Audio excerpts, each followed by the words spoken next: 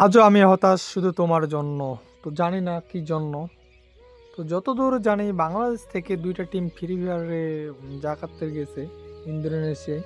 তো ইন্দোনেশিয়া সেখান থেকে ২ টা দল গেছে, সেটা হচ্ছে তোমরা সবাই জানো যে কোন ২ টার দল।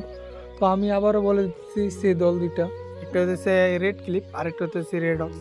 তো রেড হক্সে তোমরা কিন্তু এটা আর বলার কিছু নেই। তো যেখানে বাংলাদেশ থেকে ২ টা দল আমাদের দেশকে রিপ্রেজেন্ট করার জন্য বাইরের দেশে গেছে, সেখানে আমাদের বাঙালি মানুষগুলো কি বলতেছে ভাই? আসলে আমি হতাশ হয়ে গেছি যে তোমাদের কমেন্ট দেখে। তো তোমরা যেটা বলতেছিলা কমেন্টে, আরএসকে খেলা পারে না। আসলেই খেলা পারে না, আরএসকে আমাদেরকে হতাশ করতেছে, বাংলাদেশকে নাম ডুবাইতেছে, বাংলাদেশকে ছোট করতেছে। আসলেই এটা একেবারে ঠিক বলছো তোমরা। আসলে আমি যদি তোমাদেরকে কিছু কথা বলি, তোমরা ভিডিওটা সম্পূর্ণভাবে দেখো, তাহলে অনেক বুঝতে পারবা। তো তোমাদেরকে একটা আমি ছোট গল্প বলি। যখন তুমি যুদ্ধের ময়দানে যুদ্ধের নামবা, তখন কিন্তু তুমি তোমার শত্রুকে, তুমি তখন চাইবা যে আমার শত্রুকে আমি তলিয়ে নামাবো, কারণ আমাকে বিজয়টা নিয়ে আসতেই হবে।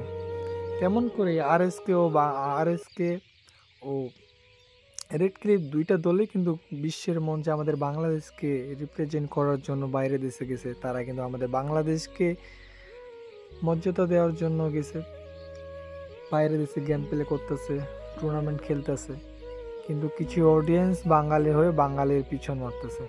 আসলে এই জিনিসটা দেখে আমার খুবই খারাপ লাগছে। আমি আসলে বুঝি না, তো বাঙালি হয়ে বাঙালির গায়ে যদি তোমরা পিছন মারতে পারো, তাহলে আর কি করার। সবশেষে একটাই কথাই বলতে হয়, যেখানে তোমরা বাঙালি হয়ে বাঙালির পিছন মারতে চাও, সেখানে আর কি। যেখানে ভাই রেড ক্লিপ কোনো স্পন্সর পর্যন্ত পায় নাই, বাইরের দেশে খেলতে গেছে, তাদের কোনো টিম নাই, তাদের কোনো সাপোর্টার নাই, সেখানে তোমরা বাংলাদেশকে, মানে তোমরা নিজের দেশকে তোমরা নিজেই মানে করতেছো, থুতু দিতেছো। এখন যদি বলো থুতু কেমনে দিতেছি, অনেকজনে বলতেছে ফ্রি কিল, আরএসকে ফ্রি কিল, রেড ক্লিপ, তারা গেম প্লে করতে পারে না, তাদের জায়গায় যদি অন্য কেউ যেত তাহলে ম্যাচটা অনেক ভালো করতো। আসলে আমার মতে তোমরা যেটা বলতেছো এটা আসলেই আমি জানি না কিভাবে নিবা বা কিভাবে কি করবা। তো আমি যতটুকু জানি তারা তাদের সর্বশ্রেষ্ঠ দিয়ে তাদের তাদের বেস্টটা দিতে ট্রাই করছে। হ্যাঁ, এটা হতে পারে তারা প্রিপেয়ার ছিল, বা কিন্তু তাদের কোনো কারণে বা কোনো সমস্যার কারণে তারা তাদের বেস্টটা দিয়ে খেলতে পারতেছে না। কারণ নকডাউন স্টেজে দিয়ে ফাইভের তারা যেভাবে গেম প্লেটা করতেছিল, তারা কিন্তু কোনো দলে চাইবে না ভাই, কোনো দলে চাইবে না যে তারা খারাপ খেলুক। কিন্তু কী তো হলো আই ডোন্ট নো, বাট আমি নিজেও জানি না তারা কি করতেছে। তবে এতটুকু জানি তারা তাদের বেস্টটা দিয়ে ট্রাই করছে বাংলাদেশকে রিপ্রেজেন্ট করার জন্য, বাংলাদেশকে সম্মান দেওয়ার জন্য বাইরে দেশে গেছে। যদি আরএসকে রেডকে ভালো কিছু করতে পারে, তাহলে অবশ্যই আমাদের বাংলাদেশের উজ্জ্বল হবে। আরেকটা বিষয় হইতেছে, দেখো ভাই, যেখানে আমাদের বাংলাদেশ থেকে বাইরের যে দেশগুলো আছে, তারা তাদের যে ফ্রি ফায়ার টিমটা আছে, ফ্রি ফায়ার টিমটা থেকে তাদের যে ছেলে মেয়েদেরকে অনেক সাপোর্ট করতেছে, সেখানে বাইরের সরকার পর্যন্ত তাদেরকে সাপোর্ট দিতেছে। আর আমাদের দেশের সরকার ভাই, ফ্রি ফায়ার তো দূরের কথা, সাপোর্ট তো দূরের কথা ভাই। সেখানে যে এখানে হইতেছে বসুন্ধরায় ল্যান্ড টুর্নামেন্ট হওয়ার কথা ছিল, সেটা পর্যন্ত অফ করে দিছো। তো কেন করছে সেটা কিন্তু তো অলরেডি তোমরা জানো। আর কেন করছে সেটা যদি তোমরা জানতে চাও, অবশ্যই কমেন্ট করে বইলা দিও।